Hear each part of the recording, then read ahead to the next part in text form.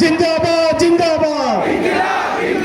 বাংলাদেশে আর ভারতীয় আধিপত্যবাদের রাজনীতি চলবে না।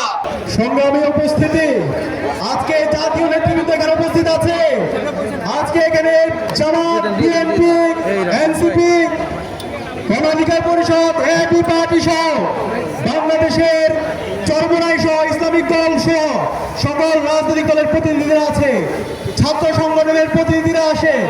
আমাদের এখনই সময় জাতীয় ঐক্যবদ্ধ, আমাদের এখনই সময় আমাদের কমন এনিমিকে ঠিক করার, আমাদের এখনই সময় আমাদের শত্রু এবং মিত্রকে আইডেন্টিফাই করার সময়।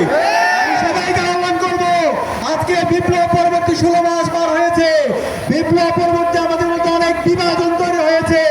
জুলাই বিপ্লবে যেভাবে আমরা ঐক্যবদ্ধভাবে আন্দোলন করে খুনি হাসিনার পতন ঘটিয়েছি, আজকে বিপ্লব পরবর্তী 16 মাস পরে ঐক্যবদ্ধভাবে আমাদের বাংলাদেশ বিনির্মাণ করার জন্য আমাদের কমন এনিমি ভারতের বিরুদ্ধে, দিল্লির বিরুদ্ধে আমাদের প্রতিরোধ জারি রাখার জন্য এবং শরীফ ওসমান হাদি ভাইয়ের উপর যে খুনি হাসিনা এবং তার দূষণরা হামলার সাথে জড়িত ছিল তাদের বিচার নিশ্চিত করার জন্য আমাদের ঐক্যবদ্ধ হইতে হবে।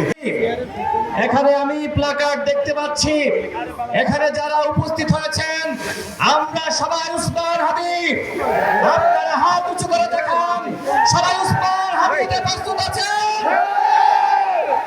এই শহীদ মিনার থেকে শেখ হাসিনার পতনের ধ্বনি, এই শহীদ মিনার থেকে আমরা শপথ দিয়েছিলাম বাংলার মাটিতে আওয়ামী লীগের রাজনীতি করতে পারবে না।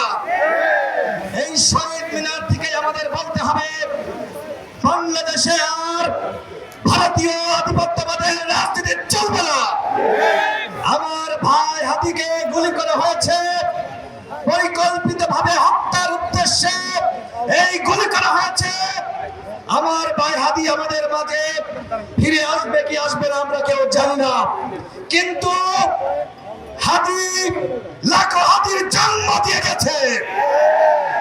আমরা প্রস্তুত রয়েছি ওই ভারতীয় দালালদেরকে, যারা বাংলাদেশকে জিম্মি করতে চায়, যারা বাংলাদেশকে একটি গলদ রাজ্য বানাতে চায়, এই বাংলাদেশ আর কখনোই ভারতের দাদাগিরি মানবে না।